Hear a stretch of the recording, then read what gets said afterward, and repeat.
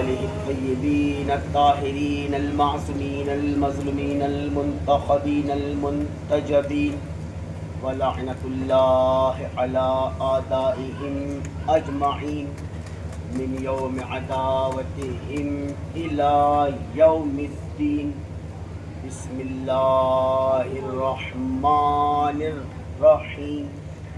خلق اللہ السماوات والارض بالحق ان فی ذلک لآیات للمؤمنین.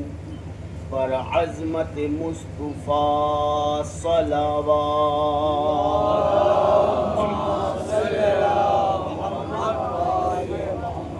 آپ تمام حضرات جو اس مجلس حسین میں شرکت فرما رہے ہیں، جو بھی مجلس سن رہے ہیں، مجلس میں بیٹھے ہیں، آپ تمام حضرات سے گزارش ہے کہ 1 مرتبہ سورہ حمد اور 3 مرتبہ سورہ قل کی تلاوت فرما کر مرحوم ظہیر حسین ابن انوار حسین کے بالکل ساتھ ہیں. الحمدللہ رب العالمین.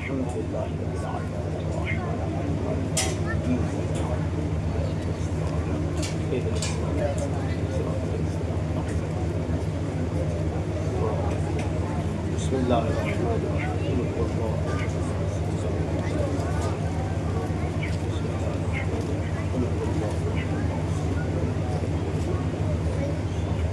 بسم اللہ الرحمن الرحیم.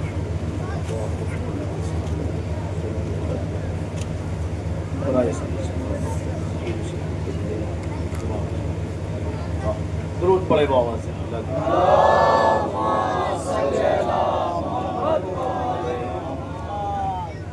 درود پڑھیں بابا سے بلند.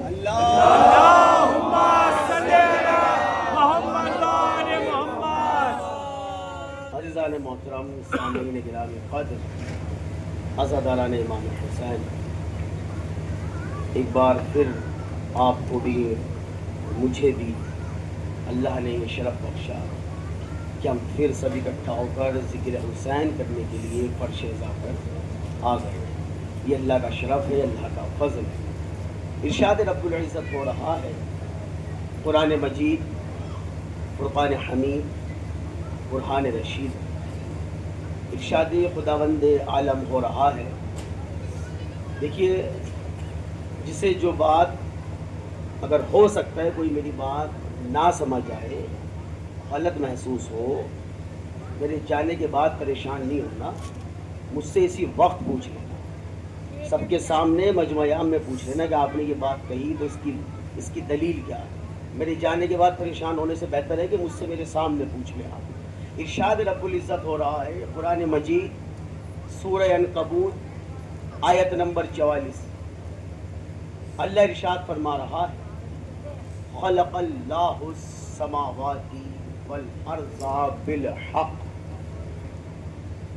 دیکھیے، ویسے آپ حضرات کوئی مجھے پہلی بار نہیں سن رہے ہیں، آپ سنتے رہتے ہیں. میں آپ کے مزاج سے واقف ہوں، آپ میرے مزاج سے واقف ہیں. ارشاد رب العزت ہو رہا ہے خلق اللہ السماوات والارض بالحق. اور آگے کہہ رہا ہے اِنَّا فِي ذَلِكَ لَآیَاتً لِلْمُؤْمِنِينَ. راوی کی روایت نہیں، قرآن کی آیت پڑھی. اللہ فرما رہا ہے خلق اللہ السماوات والارض. ادھر دھیان دے بیٹا، ادھر دھیان. خلق کہتے ہیں بنانے کو، سماوات یعنی آسمان، ارض یعنی زمین. اب ترجمہ سماعت کرو. خلق اللہ، اللہ نے بنایا کیا؟ سماواتی، آسمانوں کو، والارض اور زمینوں. لیکن اگر بات اتنی ہوتی تو یہاں رک جاتی، لیکن اللہ نے ایک لفظ اور آیت میں رکھا. روایت نہیں، پھر کہہ رہا ہوں آیت ہے. خلق اللہ السماوات والارض بالحق. اللہ کہہ رہا ہے کہ ہم نے زمین اور آسمان کو خلق کیا بالحق، حق کے ساتھ خلق کیا.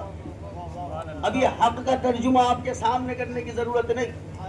آپ سب جانتے ہیں کہ حق کون ہے، حق کسے کہتے ہیں، حق کیا ہے، حق لقب کس کا ہے، مسجد نبوی تھی، صحابہ کا مجمع تھا، اور لوگوں نے سوال کیا تھا رسول اللہ سے، یا رسول اللہ ہم حق دیکھنا چاہتے ہیں۔ رسول نے کہا تھا مسجد نبوی میں آنا، میں تمہیں حق دکھاؤں گا، سناؤں گا نہیں، دکھاؤں گا۔ سارے لوگ اکٹھا ہو کے آ گئے، اصحاب مسجد میں، سارے لوگ مسجد میں، مدینے والے بھی آئے، مکہ والے بھی آئے، عرب والے بھی آئے، عجم والے بھی آئے، زمین والے بھی آئے، آسمان والے بھی آئے۔ ہواؤں نے رک کے دیکھا، آسمان نے جھک کے دیکھا، فضا نے بھی دیکھا، ہوا نے بھی دیکھا، خلا نے بھی دیکھا، ساری کائنات رسول اللہ کو دیکھ رہی تھی۔ سرکار شاید اپنا امامہ اتار کے کہیں گے یہ حق ہے، کسی نے سوچا شاید اپنے سینے پہ ہاتھ رکھ کے کہیں گے یا قرآن اترتا ہے یہ حق ہے۔ سارے مجمع کی نظریں رسول کے چہرے کی طرف، اور رسول نے مجمع کو دیکھ کے کہا این علی ابن ابی طالب، ابو طالب کا بیٹا علی کہاں ہے؟ رسول کا اتنا کہنا تھا۔ مسجد نبوی کے آخر میں پیچھے سے مولا علی اٹھے، علی نے بڑھنا شروع کیا، مجمع نے ہٹنا شروع کیا، علی نے بڑھنا شروع کیا، مجمع نے ہٹنا شروع کیا۔ مولا علی رسول کے قریب آئے، رسول نے کہا جسے دیکھنا ہو حق کیا ہے دیکھے، حق علی کے ساتھ ہے، علی حق کے ساتھ۔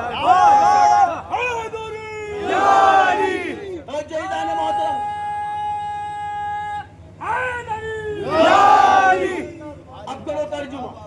خلق اللہ السماوات والارض بالحق، ہم نے آسمان اور زمین کو بنایا لیکن حق کے ساتھ۔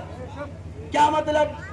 زمین بنی علی کے ساتھ، آسمان بنے تو علی کے ساتھ۔ اب کوئی یہ نہ سوچ لینا میں تو علی علی کرتے ہی ہے، آیت میں علی کا نام ہی نہیں ہے، انہوں نے ترجمہ علی کر کے سوچ لیا زمین بن رہی تھی علی کہاں سے آ گئے، آسمان بن رہے تھے علی کہاں سے آ گئے۔ اگر زمین و آسمان بنتے ہوئے میرا مولا علی موجود نہ ہوتا تو منبر سے یہ نہ کہتے پوچھو میں زمین سے زیادہ آسمان کے بارے میں جانتا۔ درود پڑھو محمد والے محمد، اللہم صلی علی محمد والے محمد۔ اور آگے کیا کہا؟ اِنَّا فِي ذَلِكَ لَآیَاتٍ لِلْمُؤْمِنِينَ، کہہ رہے اس میں نشانی ہے زمین و آسمان کی خلقت میں، زمین و آسمان کے بننے میں اللہ نے نشانیاں رکھی۔ کس کے لیے؟ کہتا للمؤمنین، ایمان لانے والوں کے لیے، اسلام لانے والوں کے لیے نہیں۔ آپ کہیں گے کہ اسلام لانے والا ایمان لانے والا بات تو ایک ہی ہے، نہیں۔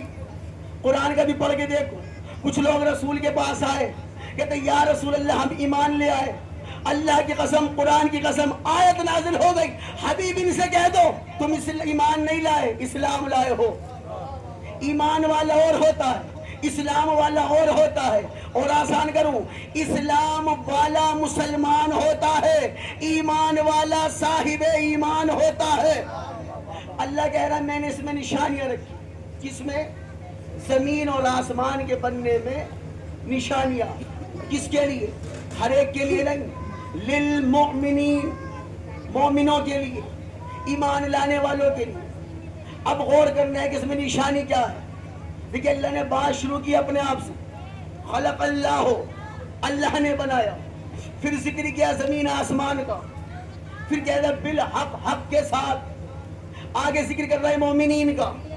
ترجمہ آسان کروں، ایک ہی آیت میں پہلے رحمان کا ذکر، پھر زمین و آسمان کا ذکر، پھر کل ایمان کا ذکر، آخر میں صاحب ایمان کا ذکر۔ کہہ کیا رہا ہے؟ اس میں نشانیاں، کس کے لیے؟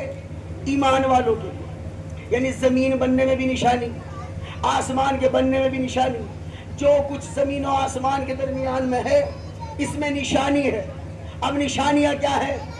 نشانی ہے کہ اللہ نے اسے خلق کیا، یعنی یہ اللہ کے ہونے کی دلیل ہے۔ زمین و آسمان اللہ کے ہونے کی دلیل نشانیاں ہیں۔ اب نشانیاں بتاتی ہیں کہ اللہ ہے کیسے، زمین نے بتایا کہ اللہ ہے، آسمان نے بتایا کہ اللہ ہے، ہواؤں کا چلنا بتاتا ہے کہ اللہ ہے، بادل کا گرجنا بتاتا ہے کہ اللہ ہے، بجلی کا کڑکنا بتاتا ہے کہ اللہ ہے، پھولوں کا مہکنا بتاتا ہے کہ اللہ ہے، کلیوں کا چٹکنا بتاتا ہے کہ اللہ ہے، یہ دریاؤں کا بہنا بتاتا ہے کہ اللہ ہے، یہ نظام کائنات کا چلنا بتا رہا ہے کہ اللہ ہے، سورج نکل کے بتا رہا ہے کہ اللہ ہے، چاند نکل کے بتا رہا ہے کہ اللہ ہے، یہ دن کا نکلنا بتاتا ہے کہ اللہ ہے، رات کا چھانا بتاتا ہے کہ اللہ ہے، ہمیں رزق دے رہا ہے اللہ یہ بتاتا ہے کہ اللہ ہے، ہمیں بھوک لگنا بتاتا ہے کہ اللہ ہے، ہمیں پیاس لگنا بتاتا ہے کہ اللہ ہے۔ ارے کمال ہو گئے، نشانی اللہ نے اتنی رکھی، نانا نے سجدے میں سر رکھ کے بتایا کہ اللہ ہے، نواسے نے سر کٹا کے بتایا کہ اللہ ہے۔ سبحان اللہ، محمد والے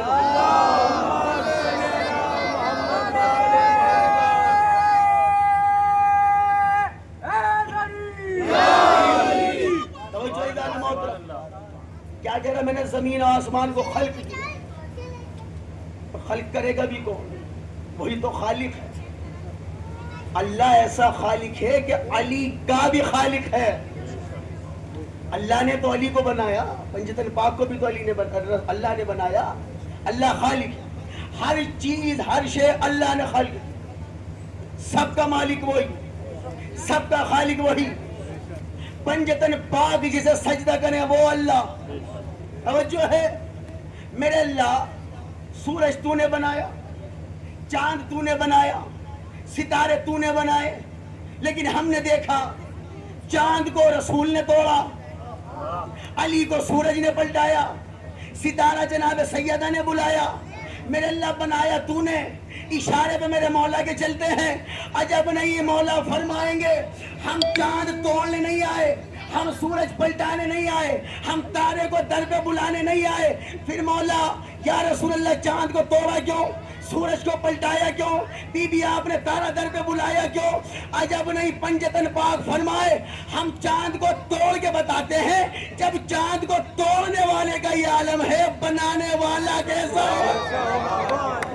علی سورج پلٹا کے بتاتے ہیں، جب میں پلٹانے والا ایسا ہوں، جسے علی سجدہ کرے وہ اللہ کیسا ہوگا؟ توجہ عزیزان محترم، ہر شے اللہ نے بنایا۔ سورہ ملک میں کیا ہے؟ سورہ ملک کسی کی موت کا ماحول بنتا ہے نا، کسی کی کا انتقال ہو جائے، جیسے مثلا آج یہ دن چل رہا ہے، رونق مجلس تھے مرحوم جن کے سال ثواب کی مجلس ہو رہی ہے، آج مجلس کی محافل کی رونق۔ جب ایسا کچھ ماحول ہوتا ہے تو سورہ یاسین یاد آتی ہے، سورہ ملک۔ کمال یہ ہے، قرآن میں آیت موجود ہے کہ قرآن کی عظمت یہ ہے، یہ مردے کو زندہ کر سکتا ہے، کسی کو شک تو نہیں۔ اللہ کا کلام جو اللہ کی قوت ہے اس قرآن میں، بے شک کر سکتا ہے نا۔ امام جعفر صادق نے فرمایا،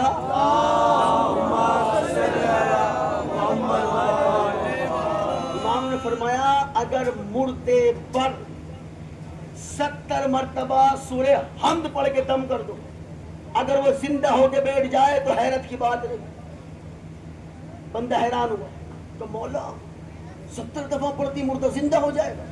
مولا نے کہا 70 کی ضرورت کیا، 7 مرتبہ پڑھ کے۔ اس نے کہا مولا 7 مرتبہ سورہ حمد پڑھتی مردہ زندہ ہو جائے گا؟ مولا نے کہا 7 کی بھی ضرورت نہیں، 1 مرتبہ پڑھ لو۔ اس نے کہا مولا سورہ حمد پڑھتی ایک بار مردوں کو پھر سے زندگی مل جائے گی؟ مولا نے کہا سورہ حمد پڑھنے کی ضرورت نہیں، بسم اللہ الرحمن الرحیم بھی پڑھ دو تب بھی زندہ ہو جائے۔ اب وہ حیران، کہا مولا ہم نے تو کئی بار تجربہ کر کے دیکھا، کوئی مر گیا تھا میں نے پڑھی وہ تو زندہ ہوا نہیں۔ مولا نے کہا قرآن میں تو وہ قوت ہے کہ مردے کو زندہ کر دے، تمہارے زبان میں وہ تاثیر نہیں۔ بھائی مثلاً مثال کے طور پر ایک جانور ہے، مثلا خنزیر ہے، جی خنزیر عربی کا لفظ ہے، ترجمہ آپ کے ذہن میں خود ہے۔ خنزیر ہے، ناپاک ہے کہ نہیں؟ اسے دریا میں ڈال دو پاک ہو جائے گا، پانی تو ہمیں پاک کرتا، خنزیر کو کیوں نہیں کرتا؟ پانی میں پاک کرنے کی صلاحیت ہے، خنزیر میں پاک ہونے کی صلاحیت نہیں۔ قرآن میں بھی مردہ زندہ کرنے کی طاقت ہے، لیکن ملا کی زبان میں وہ طاقت نہیں۔ توجہ ہے؟ اب قرآن زندہ کر سکتا ہے کہ نہیں؟ کر سکتا ہے، لیکن کوئی مریض ہو جائے، دم نہ نکل رہا ہو، مولوی صاحب کو بلا کے تو سورہ یاسین پڑھ دو۔ اللہ نے کہا تھا قرآن مردے کو زندہ کرنے کے لیے آیا، ہم زندے کو مردہ کرانے کے لیے پڑھواتے ہیں۔ ایسا ہے کہ نہیں؟ تو سامنے کی بات ہے جی۔ اللہ نے بھیجا اس لیے کہ اگر مردہ بھی ہو تو زندہ ہو جائے گا، اور ہمارے حالات یہ اگر مر نہ رہا ہو، گھر والے اتنے پریشان، مولوی صاحب سے کہ کوئی راستہ نہیں، نہ دعا اثر کرتی ہے نہ دوا، آپ سورہ یاسین پڑھیں تو ان کا دم آسانی سے نکل جائے گا۔ اب جائزان محترم، بہرحال ہر شے اللہ نے خلق کی۔ اب اللہ سورہ ملک میں کہہ رہا، سورہ ملک، الذی خلق الموت والحیات، قرآن مجید ہے، اللہ کہہ رہا ہے کہ وہی تو ہے جس نے خلق کیا، خلق الموت، موت کو، وہ حیات، اور حیات کو، یعنی ہر شے اللہ نے بنائی، موت بھی اللہ نے بنائی، حیات بھی اللہ نے بنائی۔ موت کا مالک بھی اللہ، حیات کا مالک بھی اللہ۔ توجہ ہے؟ موت بھی اللہ کی طرف سے، حیات بھی اللہ کی طرف سے۔ موت کا خالق بھی اللہ، حیات کا خالق بھی اللہ۔ ہر خلق ہونے والی شے مخلوق کہلاتی ہے۔ توجہ رکھیے گا، ہر بننے والی چیز مخلوق کہلائے گی، بنانے والا خالق کہلائے گا۔ زمین مخلوق، اللہ خالق، آسمان مخلوق، اللہ خالق، انسان مخلوق، اللہ خالق، جنات مخلوق، اللہ خالق، حیوان مخلوق، اللہ خالق، موت مخلوق، اللہ خالق، حیات مخلوق، اللہ خالق۔ اور رسول اللہ نے کہا اول ما خلق اللہ نوری، نبی فرماتے اللہ نے سب سے پہلے میرے نور کو بنایا، اللہ نے سب سے پہلے میرے نور کو خلق کیا۔ رسول کہہ رہے سب سے پہلے میرا نور بنا۔ بھئی زندگی بھی بنی، موت بھی بنی، زمین و آسمان بھی خلق ہوئے، کائنات بھی خلق ہوئی، ذرہ ذرہ خلق کیا اللہ نے، اور رسول کہہ رہے سب سے پہلے میرے نور کو بنایا۔ اس کا کیا مطلب؟ آسمان بعد میں، نور مصطفیٰ پہلے، زمین بعد میں، محمد پہلے، آسمان بعد میں، محمد پہلے، ہوائیں بعد میں، محمد پہلے، فضائیں بعد میں، محمد پہلے۔ عہد ہو گئی، اللہ نے کہا موت بھی مخلوق، حیات بھی مخلوق، اور رسول کہہ رہے میں اول مخلوق۔ ماننا پڑے گا زندگی نہیں تھی، مصطفیٰ تھے، موت نہیں تھی، مصطفیٰ تھے۔ موت بعد میں بنی، محمد پہلے بنے، حیات بعد میں بنی، محمد پہلے بنے۔ تو جو موت سے، زندگی سے پہلے ہو، نہ وہ ہماری طرح مرتا ہے نہ ہماری طرح جیتے ہیں۔ درود پڑھے محمد و آل محمد، اللہم صلی علی محمد و آل محمد۔ اور جائزان محترم، اچھا دیکھیں، جب موت کا مرحلہ بڑا نازک ہے، بڑا مشکل وقت ہوتا ہے، بہت ہی مشکل پیش آتی ہے اس شخص کو جس کی روح نکلتی ہے۔ آسان نہیں ہوتا روح نکلنا، آپ نے بھی سنا ہوگا، علماء بتاتے ہیں کہ اگر کانٹوں پر ریشم کا کپڑا ڈال کے اسے کھینچا جائے، اس کپڑے کی حالت کیا ہوگی؟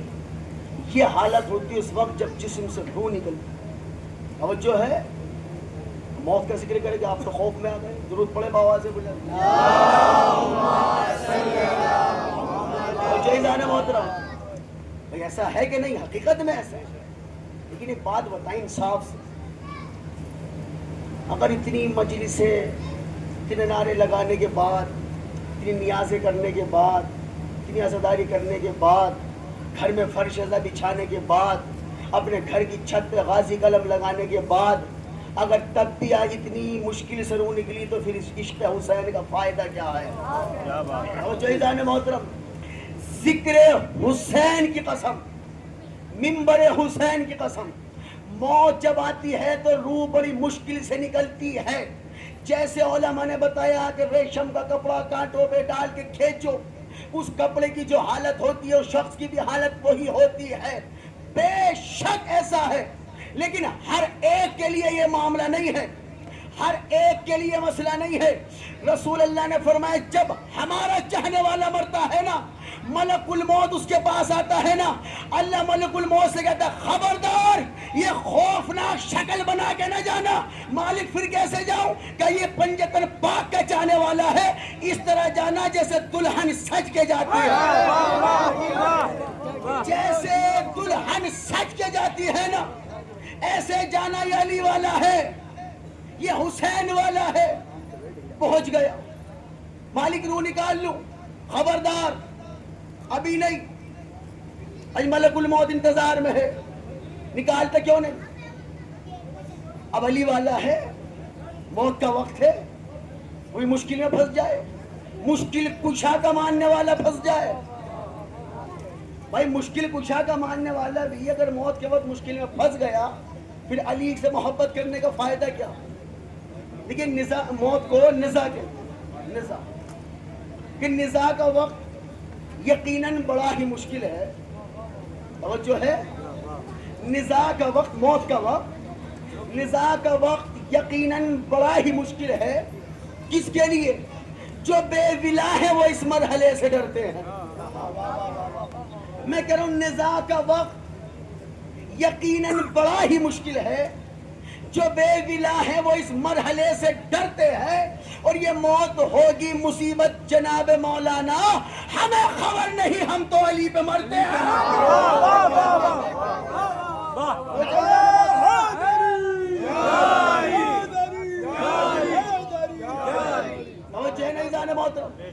روح نکالنا آیا ہے موت کا فرشتہ، ملک الموت۔ اللہ کی قسم، اللہ کی آواز آتی ہے، حکم ہوتا ہے ملک الموت خبردار آسانی سے نکالنا۔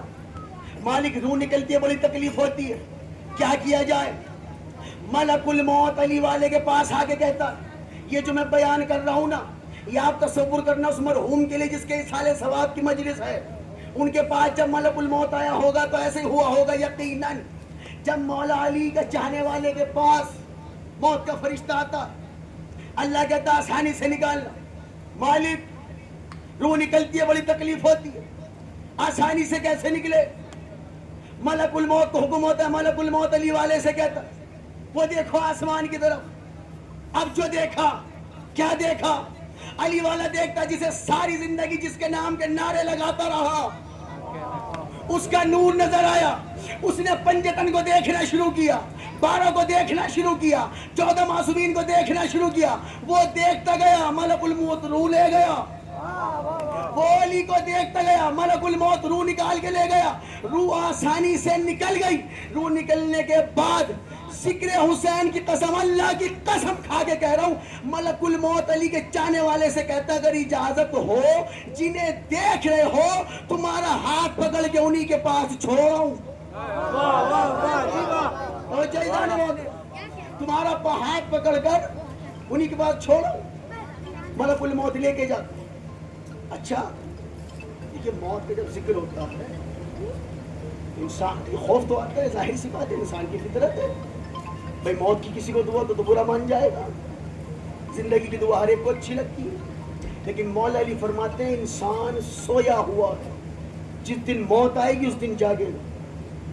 کیا مطلب؟ کہ اصل زندگی مرنے کے بعد شروع ہوتی ہے، یہ صرف سیمپل کے طور پہ ہے آپ کے پاس۔ اصل زندگی موت کے بعد شروع ہوتی ہے، مرنے کے بعد۔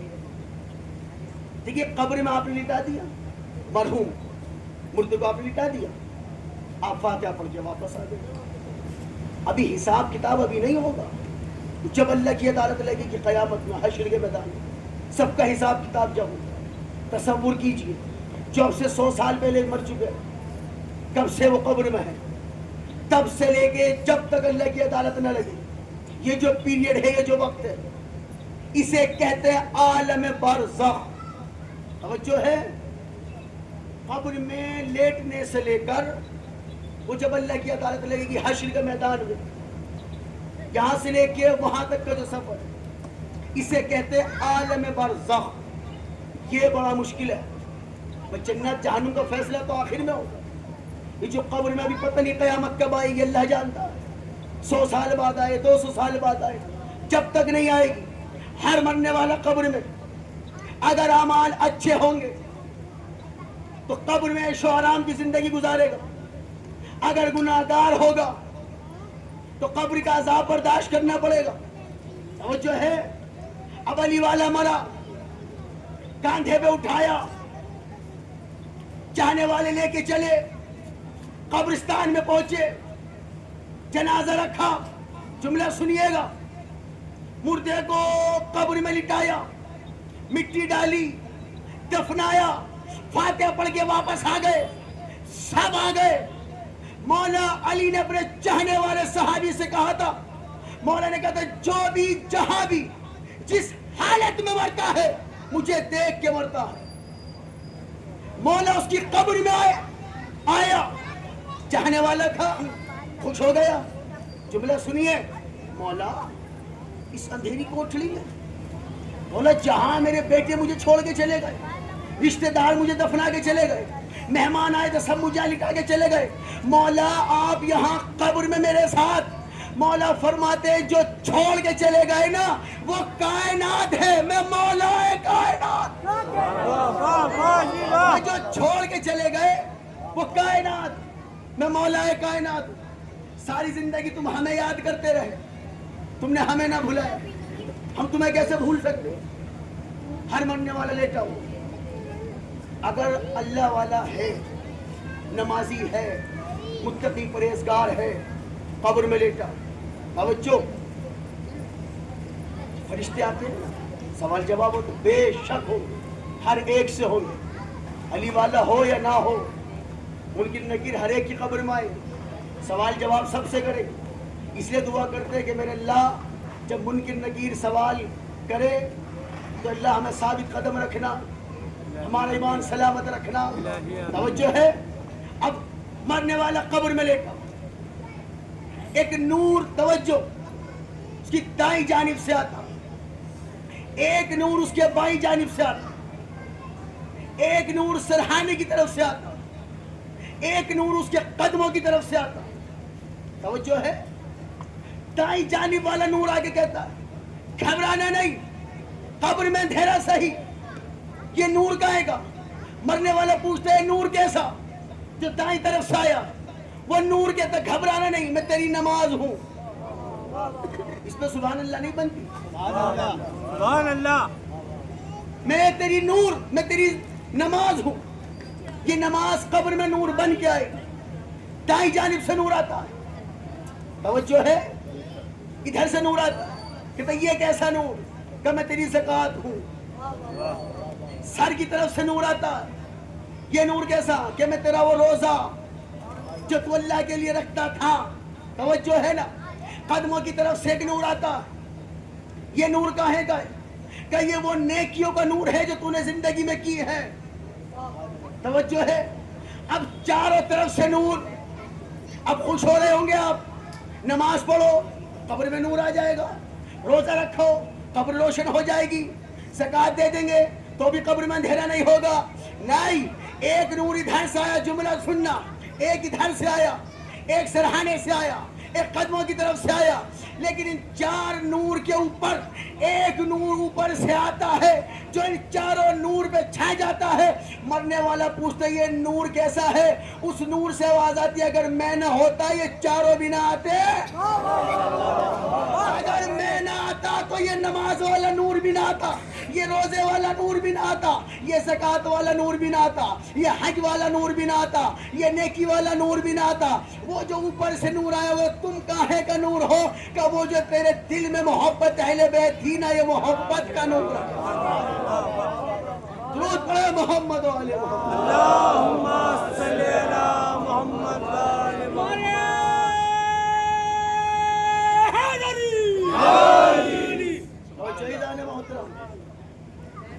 کردار ایسا ہو کہ وہ نور قبر میں آئے. جی زبانی مولائی بننا کمال نہیں, با عمل بن کے مولائی بننا کمال ہے. قبر کی اندھیری رات ہر ایک کو خوف. کبھی جب کسی کو دفناؤ نا, کسی نے نہیں دیکھا ہو, آگے سے اللہ سب کو سلامت رکھے, کبھی ایسا موقع ہے کسی کی قبر میں آپ جاؤ, کسی کو دفنانے کے لیے جاؤ, اس کو قبر میں لٹا رہے ہو نا, اس وقت ذرا قبر میں جھانک کے دیکھیں, تم اندر سے خود ایک خوف آئے گا. کبھی تجربہ کر کے دیکھنا, تو قبر کو دیکھو گے نا غور سے, وہ بالکل چھوٹا سا حصہ کھدا ہوا ہے, وہاں لٹا دیں گے, بس مٹی ڈال کے آپ چلے آئیں گے. کچھ اس کے اندر, اس سے پوچھو اس کا عالم کیا ہے. اب جائزان محترم, اسی لیے کہتے ہیں کہ اگر متقی پرہیزگار ہے تو پھر قبر قبر نہیں, جنت کا باغ بن جاتی ہے. اگر اللہ کی عبادت کرتا تھا, لیکن اللہ کی عبادت کے ساتھ اگر اہل بیت سے محبت کرتا تھا, تو جسے یہ ناز ہو بس اللہ اللہ کر لو, قبر میں روشنی ہو جائے گی, منبر سے کہہ رہا ہوں وہ نہیں ہوگی. اگر اللہ کی عبادت کے ساتھ محمد اور ان کی اہل بیت کی محبت تھی تو قبر قبر نہیں, جنت کا باغ بن جاتی ہے. توجہ ہے, قبر میں سوال ہوتا ہے, تیرا اللہ کون, تیرا نبی کون, تیرا قبلہ کیا ہے, تیری کتاب کیا ہے. لیکن ایک سوال اور ہوتا ہے علی والوں سے, بتا تیرا امام کون. تو جائزان محترم, بھائی یہ سارے سوال ہیں عقیدے سے متعلق, ایمان سے متعلق. یعنی اللہ پہ ایمان ہے تو کہے گا میرا رب میرا اللہ ہے. اگر رسول پہ ایمان ہے تو قبر میں بھی کہے گا میرا نبی محمد رسول اللہ ہے. اگر قبلے پہ ایمان ہے تو کہے گا میرا قبلہ کعبہ ہے. اگر قرآن پہ ایمان ہے تو کہے گا میری کتاب قرآن ہے. لیکن اگر علی پہ ایمان نہ ہوا پھر کیا کہے گا. بھائی اگر علی پہ ایمان نہ ہوا پھر اس پوچھیں گے فرشتے تیرا امام کون, تو کیا بتائے گا. یہ مسجد کے امام کی بات نہیں, کائنات کے امام کے بارے میں سوال ہے. اب جس کے لیے سوال ہو رہا ہے وہ صاحب ایمان, اور اسے خطرہ اس لیے نہیں جواب دینے کا, جب جواب دینے کے لیے ساتھ میں کل ایمان موجود ہو. درود پڑھے محمد و آل محمد. اور جائزان محترم, سمجھدار انسان وہی ہے جو زندگی میں رہ کے آخرت کی تیاری کر لے. جب مولا علی کو ضرب لگی نا رمضان میں, مولا علی کو تلوار لگی 19 رمضان کو, تو مولا علی نے کیا کہا, فزت برب الکعبہ. مولا علی نے تلوار لگنے کے بعد کہا اگر ہمارے سر پہ کوئی وار کرے دل سے ہائے نکلے, آہا نکلے, درد ہوگا. مولا علی کے سر پہ تلوار ماری گئی سجدے میں 19 رمضان روزے کی حالت, فجر میں. مولا کو کیا کہنا چاہیے. مولا علی کی زبان سے ایک جملہ نکلا, مولا نے کہا فزت برب الکعبہ. علی نے تلوار لگتے ہی کہا کعبے کے رب کی قسم علی کامیاب ہو گئے. اور جو ہے کعبے کے رب کی قسم علی آج کامیاب ہو گیا. یعنی میرے مولا نے دیکھو خیبر اکھاڑا, یہ تو نہیں کہا علی کامیاب ہو گیا. خندق کو فتح کیا, یہ نہیں کہا علی کامیاب ہو گیا. جب ذوالفقار آئی تب نہیں کہا علی کامیاب ہو گیا. توجہ ہے, علی نے ساری کائنات میں اپنے فضائل کا چرچا کرا کے نہیں کہا علی کامیاب ہو گیا. لیکن جب سجدے میں دشمن نے تلوار سے وار کیا تو علی کہتے فزت برب الکعبہ, آج کعبے کے رب کی قسم علی کامیاب ہو گیا. میرے مولا علی نے بتا دیا کامیابی زندگی کا نام نہیں, آخرت میں کامیاب ہو جائے تو. اور جائزان محترم, جو اپنی موت میں کامیاب ہو جائے تو کامیابی ہے, آخرت میں کامیاب ہے تو کامیابی ہے. زندگی میں رہ کے کامیاب ہونا کمال نہیں, آخرت میں جا کے کامیاب ہو تو کمال. اور جو ہے نا, کوئی بھی نیکی آپ یہاں کی اس کا اجر قبر میں ملے, کوئی گناہ یہاں کیا اس کا بھی عذاب قبر میں ملے. لیکن اتنا رحمان ہے اللہ, اتنا کریم ہے اللہ, وہ بہانے دے رہا ہے اپنے بندوں کو عذاب سے بچنے کی. کہتا مرنے والا گناہگار تھا, اللہ کہتا اچھا ایسا کرو مرنے والے کی طرف سے میت کا صدقہ نکال دو، میں اس پہ سے عذاب ہٹا دوں. میرے اللہ صدقہ نکالنے سے عذاب ہٹ جائے گا. ہاں کیوں؟ آپ نے صدقہ نکالا، مثلا چاہے آپ نے 150 روپے نکالے، آپ نے اللہ کے کسی دوسرے بندے غریب کو دیے. اللہ کہتا تو نے میرے غریب بندے کی مدد کی، اس میت کی وجہ سے میں نے اس میت پہ سے عذاب ہٹا دیا. کتنا کریم ہے اللہ. اللہ کہتا صدقہ نہیں نکال سکتے، اچھا ایسا کرو، اس میت کے لیے قرآن کی تلاوت کر کے بخش دو، میں اس پہ سے عذاب ہٹا دوں گا. اللہ کہتا اچھا قرآن نہیں پڑھ سکتے، نہیں پڑھنا آتا، خالی درود پڑھ کے بخش دو، میں تب بھی اسے بخش دوں گا. توجہ ہے. اللہ کہتا خالی درود پڑھ کے بخش دو، میں تب بھی اسے بخش دوں گا. اللہ اپنی رحمت برسانے کے لیے اپنے بندوں کو بہانے دے رہا ہے. اللہ چاہتا ہے میرا بندہ میرے عذاب سے بچا رہے. کہتا قرآن پڑھو، میت کے لیے روزہ رکھو، میت کے لیے مطلب یہ نہیں کہ میت کی عبادت ہو رہی ہے، نہیں، اس پہ عذاب ہٹانے کے لیے عبادت اللہ کی ہوگی، میت بخشی جائے گی. روزہ اللہ کے لیے رکھو گے، عذاب اس پہ سے ہٹ جائے گا. توجہ ہے نا. یعنی اللہ بہانے دے رہا ہے کہ اپنے مرنے والے کو کسی طرح عذاب سے بچا لو.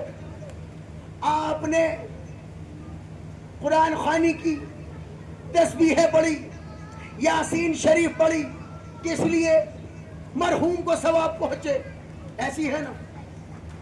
دیکھیے قرآن خوانی بھی اصحال ثواب ہو سکتا، یاسین شریف سے بھی اصحال ثواب ہو سکتا، تسبیحیں پڑھ کے بھی اصحال ثواب ہو سکتا. سوال تو آئے گا نا ذہن میں جب قرآن پڑھ کے اصحال ثواب ہو سکتا ہے کہ مجلس کی ضرورت کیا تھی؟ اصحال ثواب کے لیے مجلس کرنے کی ہی ضرورت کیوں پیش آئی؟ قرآن پڑھتے بخش دیتے، یاسین شریف پڑھواتے بخش دیتے. سنیے، جب مرحوم کے گھر والے، مرنے والے کے گھر والے کسی غریب کو کھانا کھلاتے یہ سوچ کے کہ ہمارے مرنے والے کو اس کا ثواب پہنچے، اللہ فرشتوں سے کہتا ہے جنت سے بہترین کھانا لے کے جاؤ، جس کے اصحال ثواب کے لیے انہوں نے میرے بندے کو کھلایا، اسے جنت کا کھانا قبر میں پہنچاؤ. توجہ ہے. آپ نے کسی غریب مسکین کو لباس دیا، کپڑے دیے، یہ سوچ کر اس کا ثواب ہمارے مرنے والے کو پہنچے. آپ نے ایک اللہ کے قریب بندے کو لباس دیا، اللہ فرشتوں سے کہتا اس سے بہترین لباس جنت سے لے کے جاؤ، اس مرنے والے کو قبر میں دو. توجہ ہے. بھئی یہ مجلس کرنے کی ضرورت کیا تھی؟ جب مجلسیں ہوتی ہے مرحوم کے اصحال ثواب کے لیے، اب فرشتے اللہ سے کہتے مالک کیا کرنا ہے؟ آواز قدرت آتی یہ مجلس جیسی ہوئی ہے ایسی کی ایسی اس مرنے والے تک پہنچا دو. فرشتے سوال کرتے مالک ان کے گھر والوں نے کپڑے دیے تھے تو نے اس سے بہتر دیا، ان کے گھر والوں نے کھانا کھلایا تھا تو نے اس سے بہتر کھانا دیا، آج ان کے گھر والوں نے مرنے والے کے لیے مجلس کرائی، کہہ رہا ہے ایسے کیسی دے دو. اللہ کہتا ہے جنت میں بہتر سے بہتر کھانا ہے، جنت میں بہتر سے بہتر کپڑا ہے، مجلس ایسے ہی پہنچا دو. مالک کیوں؟ اللہ کہتا ہے اس سے بہتر ذکر تو میری جنت میں بھی نہیں ہے. سبحان اللہ. واہ جی واہ. درود پڑھے محمد و آل محمد. اللہم صلی علی محمد و آل محمد. اور جائزان موت اس سے بہتر ذکر تو اللہ کی جنت میں بھی نہیں. اچھا دیکھیں مجلس ہے، مجلس ہے اصحال ثواب کہ مرد مومن کی. آج دیکھیں آپ مجلس میں ہیں، یہ بات سب کے لیے نصیحت کے طور پر سن لیجیے. چھوٹے بھائی بزرگوں کو تو پتا ہے، کچھ مجلس یہاں بیٹھ کے سن رہے ہیں، برا نہ مانیے، مثال دے رہا ہوں، اور مثال نہیں یہ حقیقت ہے. کچھ یہاں بیٹھ کے سن رہے ہیں، کچھ ادھر بیٹھ کے سن رہے ہیں، کچھ ادھر بیٹھ کے سن رہے ہیں. ہوتا ہے نا، یہاں کی بات نہیں، عزا خانے میں بھی ایسے ہی ہوتا ہے. امام باڑوں کی حالت بھی یہی ہے، کچھ امام باڑے کے باہر کھڑے ہو کے سنتے ہیں، کچھ امام باڑے کے اندر بیٹھ کے سنتے ہیں. لیکن جسے مجلس سننے کی عادت ہے، مرنے کے بعد جب مجلس ہوتی ہے مرنے والے کی روح مجلس میں آتی ہے. آج بھی جس کے اصحال ثواب کی مجلس ہے یقیناً وہ بھی کہیں نہ کہیں اسی مجمع میں بیٹھے ہیں. یقین رکھیے گا, حدیثی بات بتا رہا ہوں. ہر مرنے والا جو مجلس سنتا تھا, جب مجلس ہوتی ہے مرنے کے بعد اللہ اس کی روح سے کہتا ہے جا تو مجلس میں جاتا تھا نا, ہماری طرف سے اجازت ہے, قبر سے نکل, مجلس حسین میں جا, مجلس عزا برپا ہوگی, مجلس ختم کر کے روح واپس قبر میں آ جاتی ہے. لیکن جملہ سنیے, کچھ نے اندر بیٹھ کے سنی, کچھ نے باہر کھڑے ہو کے سنی. جو باہر کھڑے ہو کے سنتا ہے نا, امام باڑے کے باہر کھڑے ہو کے, جب وہ مر جاتا ہے اللہ اس کی روح سے کہتا ہے جاؤ وہاں مجلس ہو رہی ہے, ذکر حسین میں جاؤ. روحیں آتی ہیں, عزا خانے کے اندر آنا چاہتی ہے, آ نہیں پاتی, عزا خانے کے دروازے پر رک جاتی ہے. اللہ سے روح کہتی ہے مالک اجازت دے نا, ہم بھی اندر فرش عزا پہ بیٹھ کے سن لے. اللہ کی آواز آتی جب زندہ تھے جب تو تم سے فرش عزا تک آیا نہ گیا, جب زندہ تھے جب تو تم سے آیا نہ گیا, اب مر گئے ہو تو اندر جانا چاہتے ہو نہیں. اللہ کہتا ہے جہاں سنتے تھے وہیں کھڑے ہو کے سنو. جو مجلس میں فاتحہ پڑھوائی جاتی ہے ہوتی ہے نا, مجلس میں فاتحہ جو پڑھوائی جا رہی, مجلس حسین کی فاتحہ مرحوم کے لیے. کس لیے؟ اس لیے مجلس بٹے گی, مجلس ہوگی, تبرک بٹے گا, اور حسین کسی کو خالی بھیجتا نہیں. بھائی آپ تو اپنے ہاتھ میں تبرک لے کے جائیں گے, یہ جو روحیں آئی ہی یہ کیا لے کے جائیں گی؟ حسین نے کہا جب مجلس کرو تبرک کے ساتھ, جب مجلس کرو گے تبرک بانٹنے سے پہلے سورہ فاتحہ کا تبرک بانٹنا. کیوں کہ کھانے والے کا تبرک, یہ کھانے والا تبرک زندوں کے لیے, فاتحہ کا تبرک مردوں کے لیے. توجہ عزیزان محترم, مجلس ہے اصالہ ثواب کی مرد مومن. توجہ دیکھیے, آپ نے مقام بہت سنا, بے شک ہے موقع مرتبہ اللہ نے اس حد تک رکھا کہ آپ سوچ بھی نہیں سکتے. قرآن میں آیت ہے کہ ماں باپ کے سامنے اف بھی نہ کر, اف تو بے کی بات ہی نہیں, اف. مولا نے فرمایا اگر اف سے چھوٹا بھی کوئی اور لفظ ہوتا تو اللہ وہ رکھتا, اگر اف سے چھوٹا کوئی اور لفظ ہوتا تو اللہ قرآن میں وہ رکھتا ماں باپ کے لیے. لیکن آپ نے ماں کی فضیلت بہت سنی ہے, باپ کا مرتبہ بڑا کم بتایا جاتا, توجہ ہے نا, لیکن باپ کا مقام کوئی کم نہیں. جی سورہ بقرہ قرآن مجید, جو قرآن پڑھی ہوئی ہے میری ماں بہنیں, سورہ بقرہ, چھوٹے کاف والا بقرہ نہیں, بقرہ عید والا بقرہ نہیں, یہ بڑے کاف سے ہے بقرہ. یہ جو کھانے والا بقرہ ہے وہ چھوٹے کاف سے, یہ جو سورت ہے یہ بڑے کاف سے, اور یہ صرف بقرہ نہیں بقرہ, اس کے آگے گول والی ہے بھی, جو قرآن پڑھی ہوئی ہے وہ دیکھیے گا, سورہ بقرہ. اس کا نام بقرہ کیوں رکھا اللہ نے؟ عجیب سا نہیں لگ رہا؟ لیکن قرآن میں ایک حرف بھی اللہ نے بنا مقصد کے نازل نہیں کیا.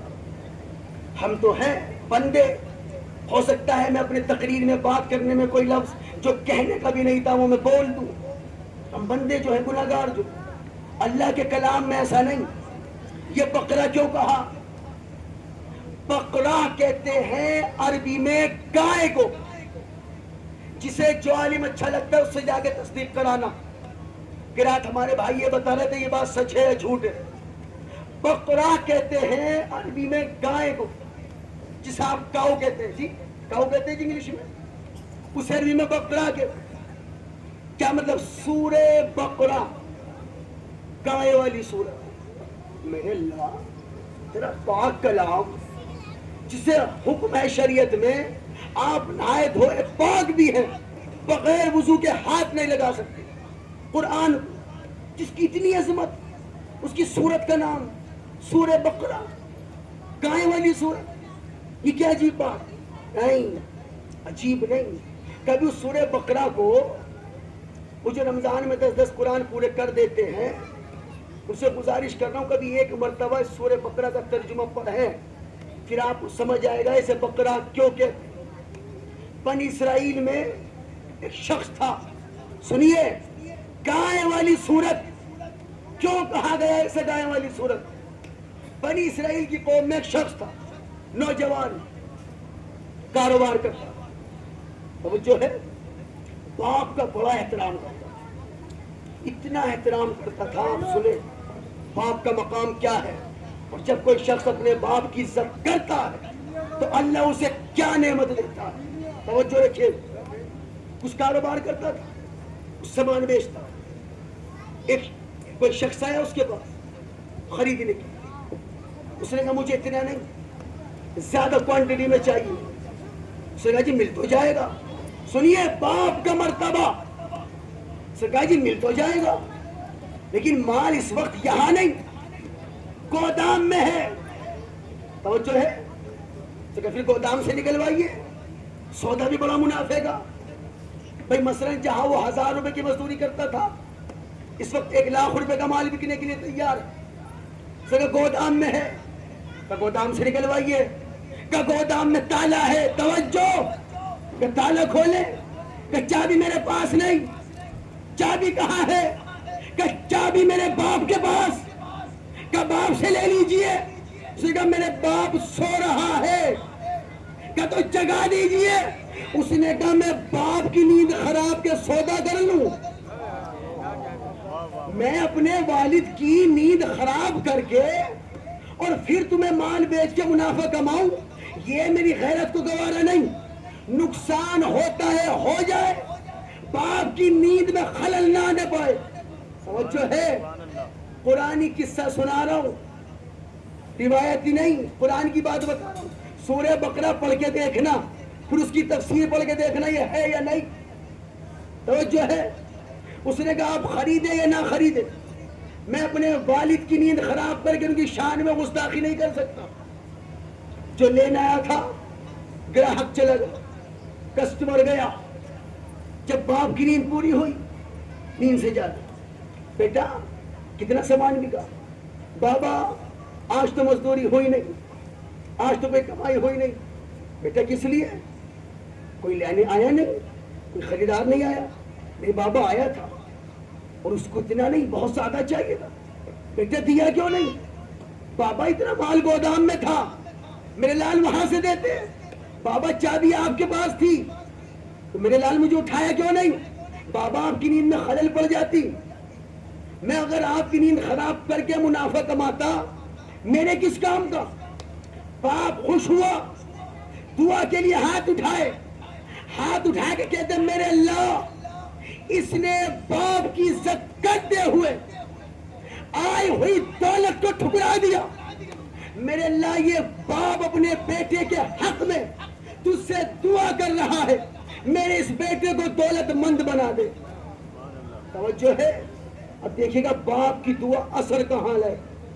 کیا کہا باپ نے؟ میرے اس بیٹے کو دولت مند بنا دے.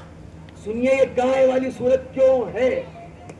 بنی اسرائیل میں ایک بندہ قتل ہو گیا، قاتل کا پتہ نہیں مارا کس نے، قتل کا پتہ نہیں، قتل تو ہو گیا، قاتل کی خبر نہیں. یہ قتل کرنے والا تھا کون؟ لوگ اکٹھا ہو گئے حضرت موسیٰ کے پاس. اللہ کے نبی آپ تو اللہ سے باتیں کرتے، کلیم اللہ لقب ہے، اللہ سے کلام کرنے والا. اللہ سے پوچھ کے بتائے اس کا قاتل کون ہے. توجہ ہے. حضرت موسیٰ کوہ طور پہ گئے. مالک بندہ قتل ہو گیا، تو بے شک سب کچھ جانتا، میرے اللہ قاتل کا پتہ نہیں چلتا. توجہ رکھنا.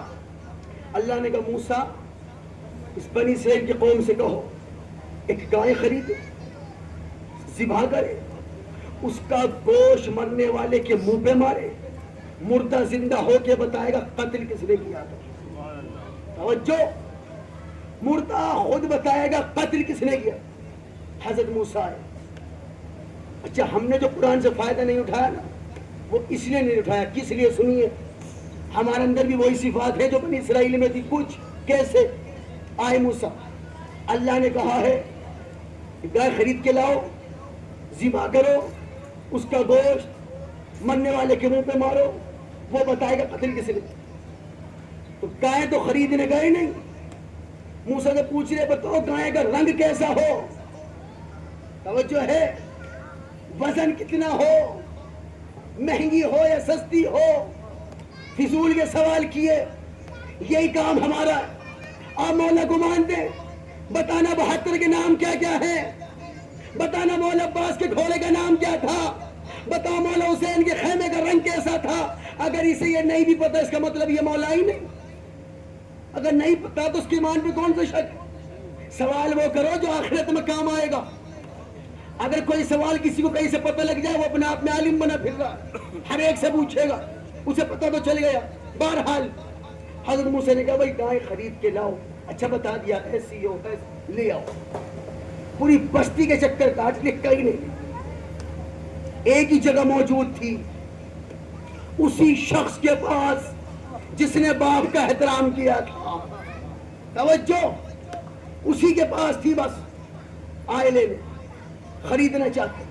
قیمت، اسے قیمت اتنی بتائی، انہیں مہنگی نہیں، خرید نہیں واپس آئے تو بہت زیادہ پیسے بتا رہے ہیں. حکم خدا ہوا نہیں چاہیے، خرید کے لاؤ. دوبارہ آئے، توجہ ہے، دوبارہ آئے، انہیں پھر قیمت بڑھا دی. پہلے تو آپ نے اتنی بتائی تھی کہ میری اماں نے کہا ہے اب اتنے میں نہیں اتنے میں دینا. پھر چلے گئے، تیسری مرتبہ آئے، پھر قیمت بڑھ گئی. اتنی بڑھ گئی کہ انسان کو مل جائے تو دولت مند بن جائے. اب حکم اللہ بھی ہے، حکم نبی اللہ بھی ہے. خریدنی جو ہے خریدنی پڑی. دولت اتنی ملی کہ وہ دولت مند بن گیا. اب پتہ چلا باپ کا احترام کرنے سے فائدہ کیا ہوا. ایک قاتل کو بے نقاب بھی کر دیا، ایک بیٹے کو باپ کی دعا نے دولت مند بنا دیا.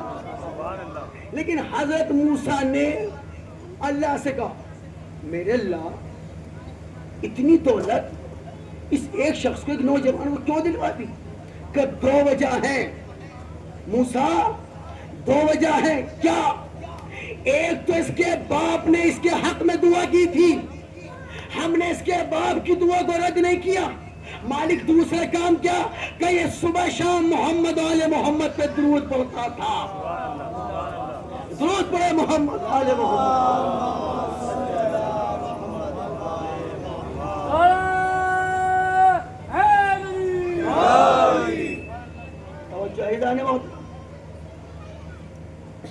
ماں باپ کا احترام اسی طرح واجب ہے جیسے نماز واجب ہے.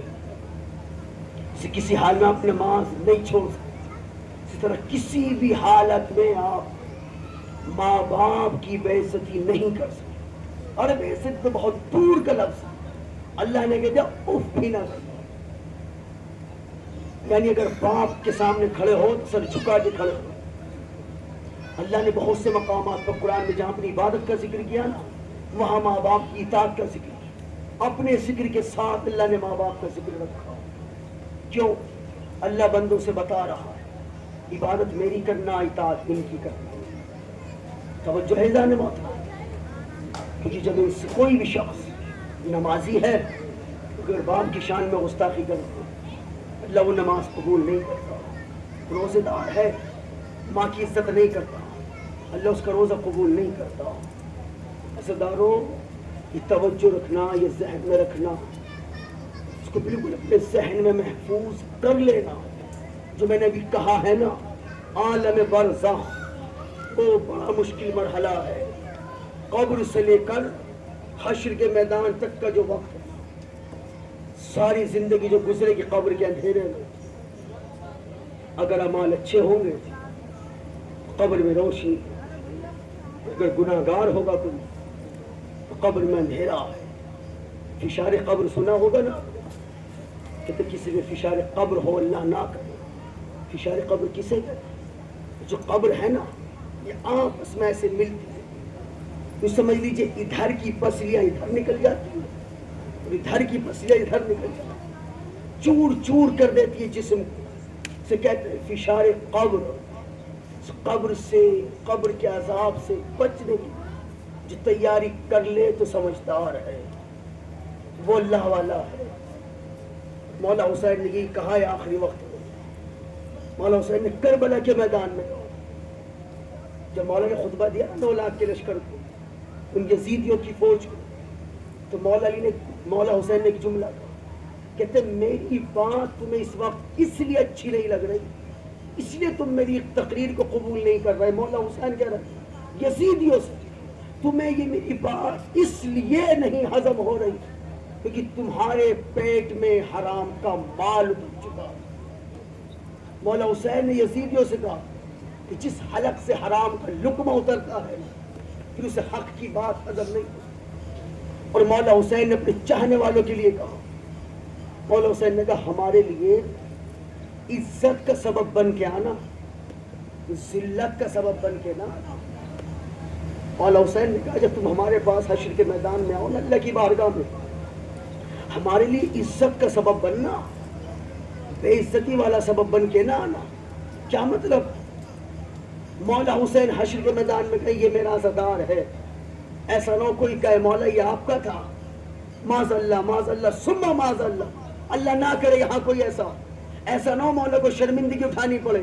مولا حسین کہے میرے اللہ یہ میرا چاہنے والا, اور کوئی اور کہے یہ آپ کا ہے, میں نے دیکھا اسے فلاں جگہ گناہ کر رہا تھا. سوچو مولا کو کتنی شرمندگی ہوگی. انصاف سے بتاؤ کتنی مرتبہ ایسا ہوگا مسئلے میں کھڑا ہوں کوئی بندہ آ رہا ہے مثال کے طور پہ سگریٹ پی رہا ہے, مجھے دیکھا سگریٹ چھپا لی, میری اتنی شرم, اس سے تو بچ گئے. وہ جو دیکھ رہا اس کی نظروں سے کیسے بچو؟ ملا سے نہ ڈرو, اللہ سے ڈرو, کیونکہ اللہ کی بارگاہ میں پیش ہو. جس نے جو اعمال کیا وہ اللہ کی بارگاہ میں سب کے ظاہر ہو. اس لیے مولا علی نے فرمایا تھا میرے چاہنے والا وہ جس کی تنہائی پاک, جس کی تنہائی پاک ہو, ہمارا چاہنے والا وہ ہے. یہ مولا کا کہنا. کیا مطلب؟ 10 بندوں کے بیچ میں اپنے آپ کو عزادار بنا لینا آسان ہے, 10 بندوں کے بیچ میں نمازی بنا لینا اپنے آپ کو یہ آسان ہے.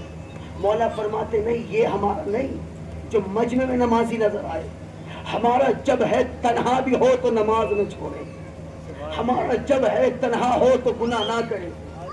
اس لیے مولا نے کہا ہمارے لیے عزت کا سبب بن گیا. اگر کسی کے گھر میں ایک موت ہو جائے, ابھی حال فی الحال تو ہوئی جس مرحوم کے سارے ثواب کی نہیں, کیا عالم تھا گھر کے اندر جی, بیٹے بیٹیاں رشتہ دار بھائی بہن سب رو رہے. اب کسی کو کوئی اچھا نہیں لگ رہا. کیوں؟ گھر میں ایک جنازہ جو ہے, ایک جنازہ اگر گھر میں ہو انسان دنیا بھول جاتا ہے. 72 جنازے اٹھانے کے بعد مولا حسین نے کہا بہن زینب میرے چاہنے والوں کو میرا سلام کہنا. مولا اس وقت میں ہمیں یاد کر رہا ہے, ہم گناہگاروں کو. ارے کسی کے گھر میں ایک میت ہو جائے انسان خود کو بھول جاتا ہے. مولا حسین بھائی کا جنازہ اٹھانے کے بعد, بیٹوں کی لاشیں اٹھانے کے بعد, اپنے صحابیوں کی میتیں اٹھانے کے بعد کہہ رہے بہن میرے چاہنے والوں کو میرا سلام کہنا. ایک وصیت اور کی ہے مولا حسین نے, کہتے میرے شیعوں میرے چاہنے والوں جب بھی ٹھنڈا پانی پیو نا میری پیاس کو یاد کرنا.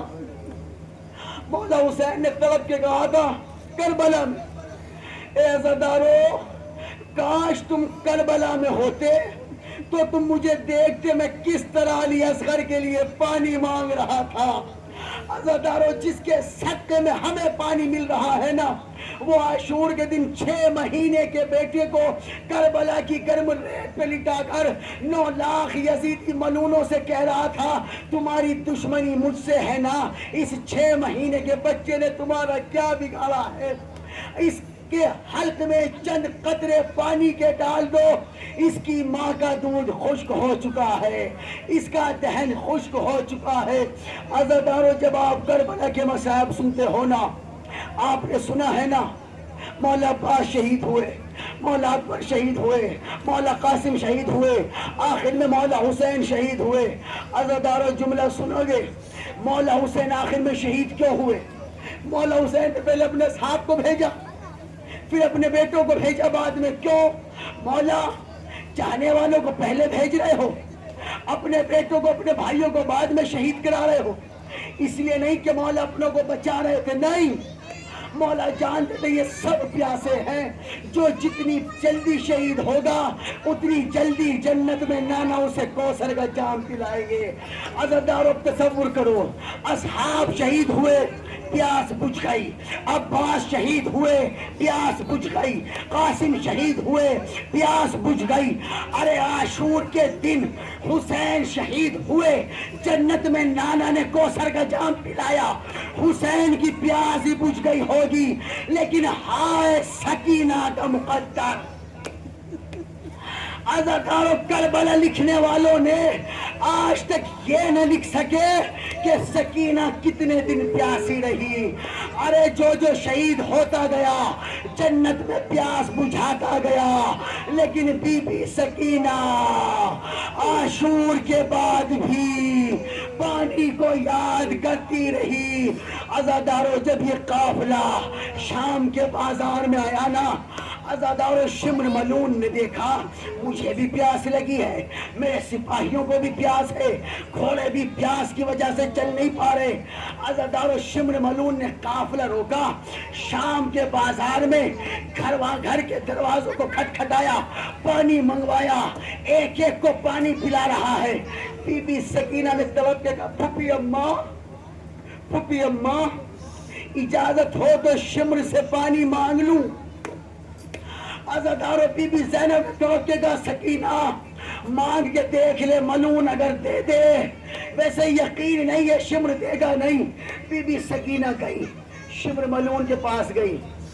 عزادارو ذرا تصور تو کرو، 4 سال کی ایک بچی، عام بچی نہیں، جنت کے سردار کی بیٹی، مہینوں کی پیاسی، کالوں پہ تماچوں کے نشان، دامن جلا ہوا، کانوں سے خون بہ رہا ہے، مہینوں کی پیاسی، شمر کے پاس آ کے کہتی ہے تھوڑا سا پانی پلا دے۔